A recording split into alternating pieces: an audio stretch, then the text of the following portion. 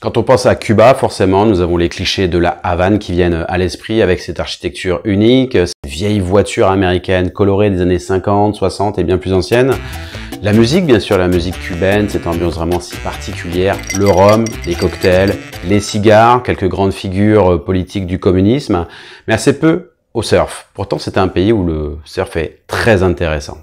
Cuba est clairement le plus grand pays des Caraïbes, avec plus de 100 000 km², c'est plus grand que le Portugal ou que le Costa Rica, entouré par le golfe du Mexique, l'Atlantique Nord et la mer des Caraïbes, mais surtout par plus de 4000 îles et îlots. C'est un gros potentiel pour le surf.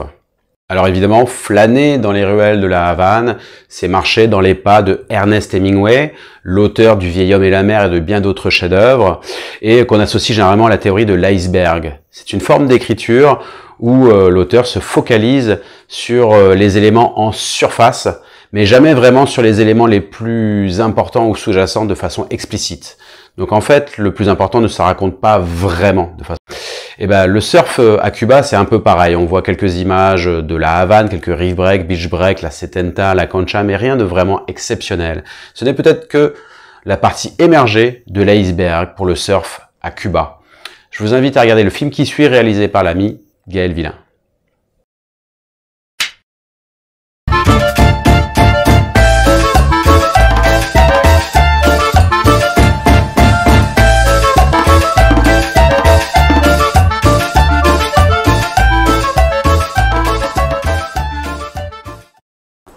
La Havane, forcément les vieilles voitures, les cigares, l'architecture colorée et un peu de vagues aussi.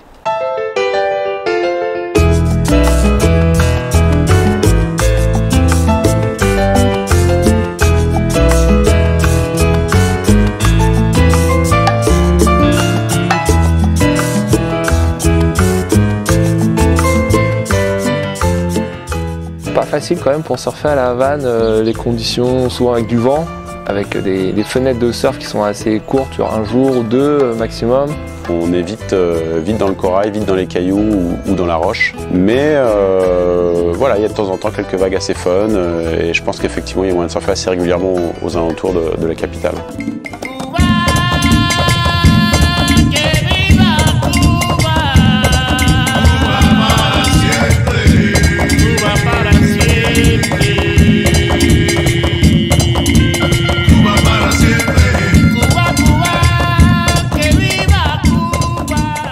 On a fait connaissance avec Hector et plusieurs autres surfeurs locaux.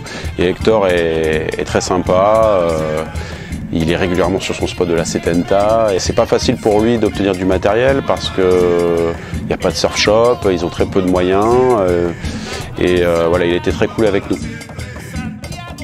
Il y a peu de culture surf à Cuba car c'est un sport qui n'est pas reconnu par le gouvernement. Nous organisons les compétitions entre nous, et il n'est pas possible pour les surfeurs cubains de participer aux compétitions professionnelles. Mes amis et moi, nous nous battons pour changer la situation. Je suis content de pouvoir partager cette réalité, et toute aide est la bienvenue.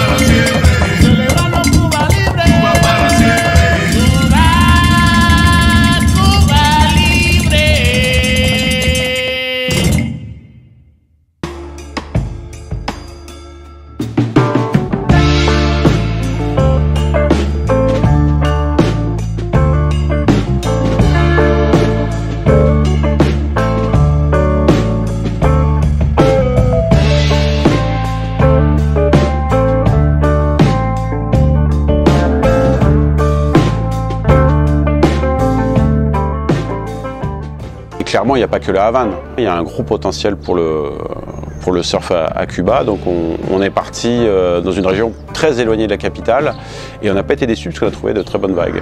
Mais on a eu des vagues classiques. Le matin, pas de vent ou léger vent offshore et qui tourne un peu dans l'après-midi avec le thermique, qui baisse le soir et qui offre des sessions plutôt sympas aussi au sunset. Des vagues de bonne qualité, très bonne qualité même je dirais, où je m'attendais pas du tout à trouver ça. Et puis surtout personne dans l'eau.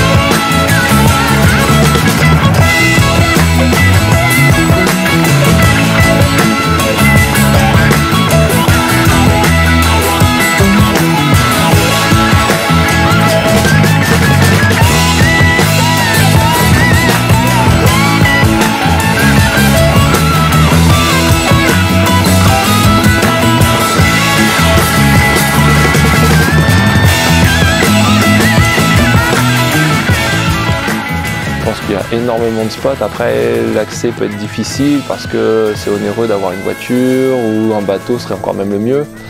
Mais je pense qu'il y a plein de spots partout cachés.